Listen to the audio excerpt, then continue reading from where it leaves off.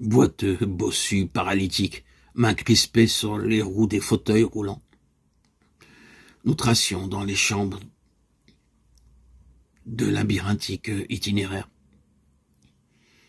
Nous étions farouchement laids, nos corps s'élargissaient, s'allongeaient, obstruaient tout l'espace. Nos têtes se gorgeaient d'eau. Accouplés, nous écoutions les clapotis du ressac contre nos fronts démesurés, nous observions le mouvement des vagues bleutées dans nos yeux, où flottaient des poulpes noirs, pantins, enjeux, cibles, nous étions des pestiférés. Des personnages masqués de cuir, gantés de cuir, nous présentaient des restes de nourriture. Nous nous lamentions, nous voulions disparaître afin de ne plus être, et pourtant nous voulions avec la même force continuer d'être. Sur notre passage, choses et gens étaient contaminés, détruits par des maladies inconnues. Nous étions présents à leurs obsèques, nous étions de belles humeurs, parés des ornements qui célébraient leurs trépas, nous chantions, rions, nos fauteuils, tel un manège bariolé, sonore d'un pot-pourri de musique discordante, tournaient follement autour des tombes.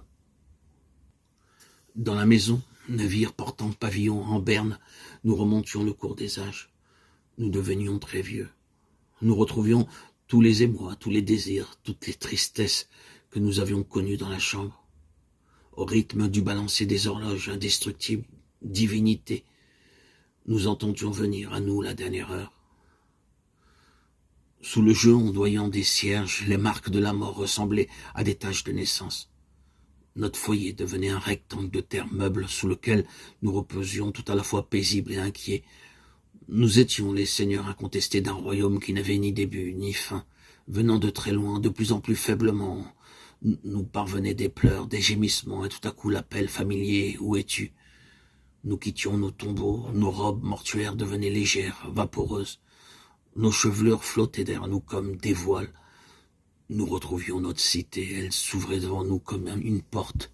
Elle s'emplissait d'ombre, de lumière, des odeurs et des bruits mêlés de la nature. Face au soleil, nous étions la mémoire de la maison. Nous découvrions des endroits ténébreux pleins d'araignées et de plantes couleur de plomb, des endroits ardents comme des brasiers où se calcinaient dans un bruyant crissement d'insectes des fleurs écarlates.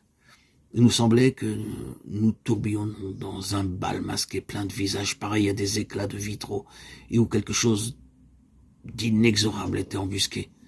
La peur devenait un divertissement. Nous jouions avec nous-mêmes comme on joue avec un couteau, nous sautions à la corde. La corde donnait la discipline à nos dos nus. Le jardin chavirait, nos corps se désarticulaient.